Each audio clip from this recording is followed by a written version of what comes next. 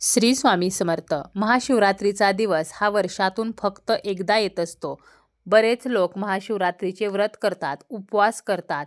कुमारिका चांगला पती मिळावा म्हणून हे व्रत करतात, तर विवाहित स्त्रिया अखंड सौभाग्यासाठी महाशिवरात्रीचे व्रत आणि उपवास करत असतात. हिंदू धर्मामध्ये महाशिवरात्रीचे विशेष महत्त्व आहे. महाशिवरात्र म्हणजे भगवान शिवांचे रात्रीचे पूजन करणे होय. धर्मशास्त्रानुसार महाशिवरात्री ही गंगेच्या थेंबाप्रमाणे पवित्र मानली आहे.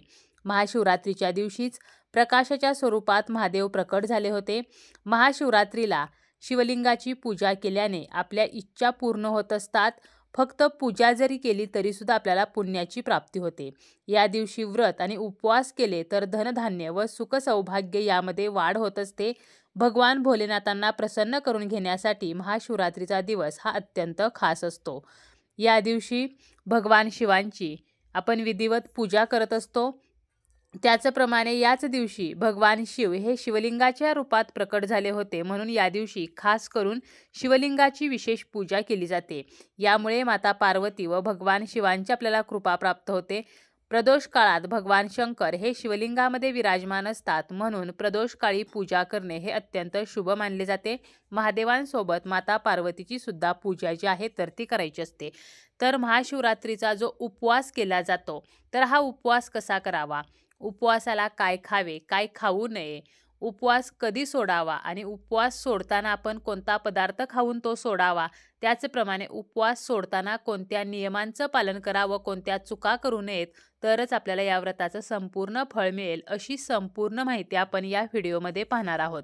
व्हिडिओला सुरुवात करण्याअगोदर तुम्ही जर चॅनलवरती नवीन असाल आणि पहिल्यांदाच माझे व्हिडिओ पाहत असाल तर चॅनलला सबस्क्राईब करा. व्हिडिओ माहितीपूर्ण वाटला तर व्हिडिओला लाईक करा. महाशिवरात्रीचा उपवास प्रत्येक व्यक्ती करू शकते. महाशिवरात्रीचा जो उपवास आहे तर तो एकादशीच्या उपवासाप्रमाणे दुसऱ्या दिवशी सोडला जातो. विवाहित महिला हा उपवास करू शकतात. त्याचप्रमाणे कुमारिका सुद्धा आपल्याला आयुष्याचा चांगला जोडीदार मिळावा म्हणून महाशिवरात्रीचा उपवास करू शकतात. संपूर्ण दिवसभर हा उपवास केला जातो. उपवासाचे पदार्थ खाऊन हा उपवास केला जातो. त्याचप्रमाणे आपण वेगवेगळ्या प्रकारे सुद्धा हा उपवास करू शकतो. जसं की निर्जला व्रत, यामध्ये पाणी हे पिलं जात नाही. काहीही न खाता पिता हा उपवास केला जातो. पाणीसुद्धा प्यायचं नाही, तर अशा प्रकारे हे निर्जला व्रत केलं जातं. परंतु निर्जला व्रत करताना आपल्या तब्येतीला त्याचा कोणताही दुष्परिणाम होणार नाही, तर अशा पद्धतीने आपल्याला ते करायचं आहे. आपली तब्येत सांभाळून आपल्याला हे व्रत करायचं आहे. त्यानंतर दुसरा उपवासाचा प्रकार आहे तो म्हणजे फलाहारी व्रत. यामध्ये दूध आणि फळे याचंच सेवन केलं जातं. इतर उपवासाचे जे पदार्थ आहेत तर ते खाल्ले जात नाहीत. त्याचप्रमाणे उपवासाचे सर्व पदार्थ खाऊन सुद्धा आपण हा उपवास करू शकतो. परंतु काही पदार्थ आहेत जे चुकूनही खाऊ नयेत.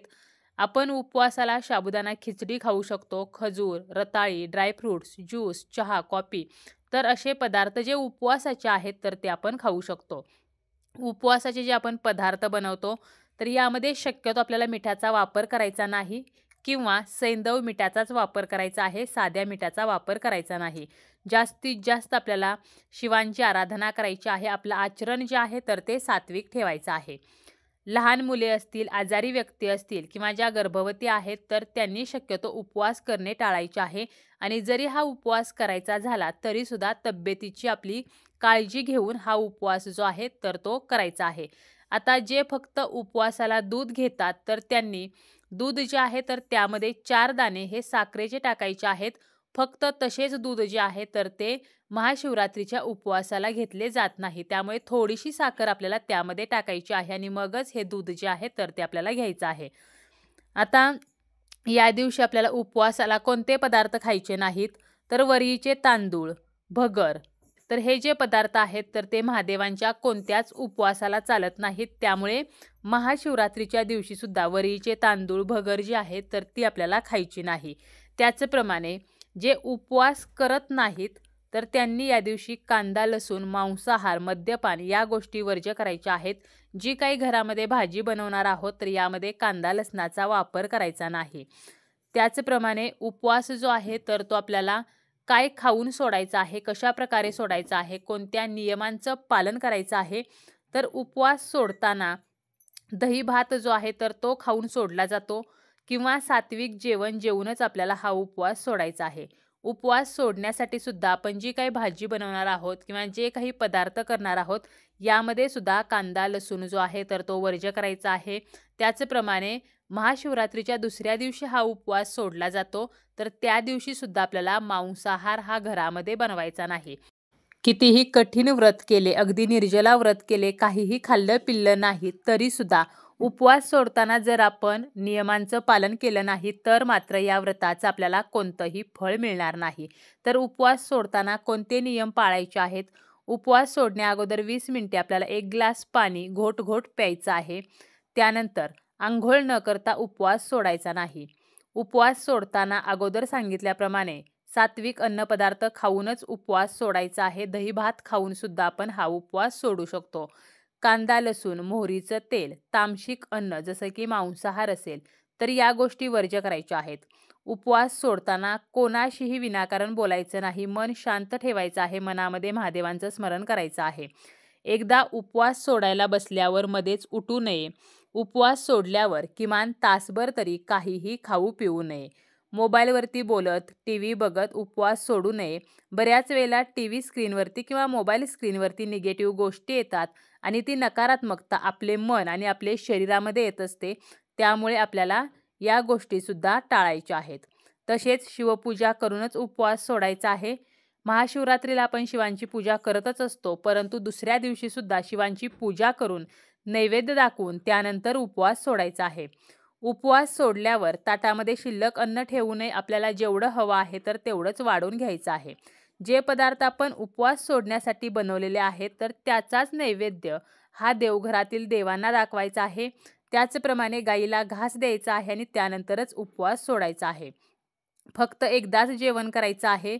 यानंतर आपण चहा वगैरे घेऊ शकतो, परंतु शक्यतो या दिवशी पुन्हा जेवण करणे टाळायचे आहे. त्यामुळे एकदाच आपल्याला उपवास सोडायला बसल्यावर जेवण करून घ्यायचं आहे.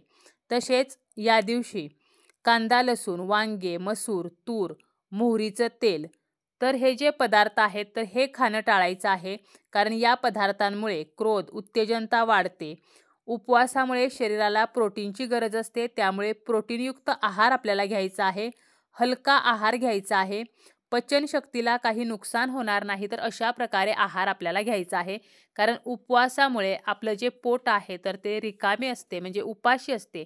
त्यामुळे उपवास सोडताना आपण जे काही जेवण बनवणार आहोत तर ते आपल्याला पचायला हलके असेल असे जेवण आपल्याला बनवायचे आहे. ज्यामुळे आपल्या पचनशक्तीवरती त्याचा परिणाम होणार नाही आणि उपवासामुळे आपल्या शरीराला दुष्परिणामांचा सामना करावा लागणार नाही. महाशिवरात्रीच्या दिवशी काही चुका करू नयेत, तरच आपल्याला या व्रताचे संपूर्ण फळ मिळेल.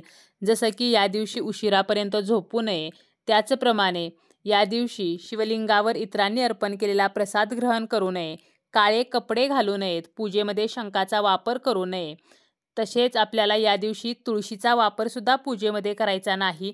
शिवलिंगावरती चुकूनही हळदी कुंकू, पॅकेटमधील दूध अर्पण करू नये. नारळ पाणी अर्पण करू नये. केवड्याचं फूल अर्पण करू नये. तसेच अगोदर सांगितल्याप्रमाणे तुळससुद्धा शिवलिंगावरती अर्पण केली जात नाही.